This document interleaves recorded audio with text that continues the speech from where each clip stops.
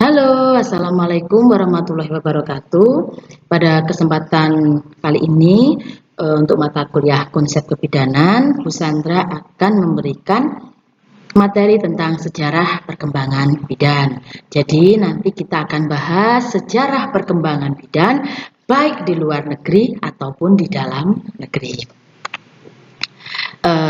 Bidan. Kalau di Indonesia namanya adalah bidan. Bidan berasal dari bahasa Sanskerta, yaitu bidan itu dari bahasa Widwan atau Woman. Itu dari bahasa Sanskerta. Kalau di Inggris itu biasa disebut dengan midwife yang berarti with woman atau pendamping perempuan.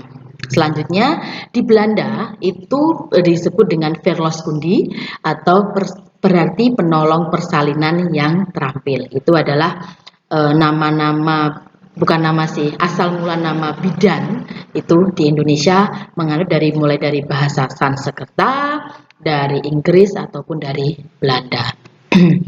Sejarah perkembangan bidan di luar negeri yang pertama ya. Jadi sejarah perkembangan bidan di luar negeri itu di dalam kitab-kitab kuno. Di sini contoh kitabnya adalah kitab papirus atau kitab Mesir di sini ya, dan juga di kitab Tao Te Ching atau di kitab Cina. Ya, dan juga tersebutkan dalam kitab suci agama Kristen pada zaman Fir'aun dulu sebelum Nabi Musa lahir, tercatat di kitab Keluaran atau Exodus 1 di sini 16 sampai 21. Di situ tertuliskan bahwa Fir'aun memerintahkan bidan di Mesir pada waktu itu untuk membunuh setiap bayi laki-laki yang lahir pada saat itu. Jadi di zaman Fir'aun pun bidan sebenarnya sudah ada. Jadi sudah lama sekali bidan itu sebenarnya ada. Nah, yang pertama ini adalah buku-buku filsafat Yunani kuno. Ini ada Socrates pada tahun 470 sampai 399 sebelum Masehi, di mana Socrates ini dulu ibunya adalah seorang bidan.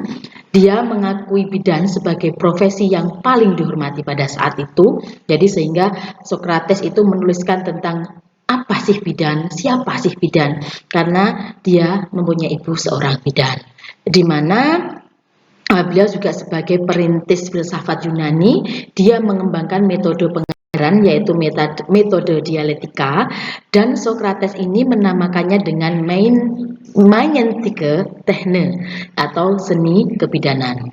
Nah, belajar dari ibunya yang bernama Venerate, itu Socrates ini melihat peran bidan dalam pemberdayaan ibu-ibu pada saat melahirkan, sehingga karena banyaknya pengalaman dan ibunya sendiri merupakan seorang bidan, maka Socrates menuliskan buku tentang kebidanan.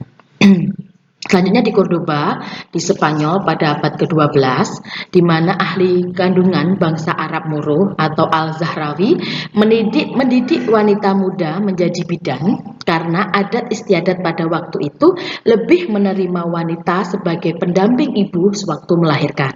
Nah, tahun 1752 dibuat persyaratan bidan harus lulus ujian dengan materi ujian yang diambil dari sebuah buku yang berjudul A Short Treatise of the Art of Midwifery.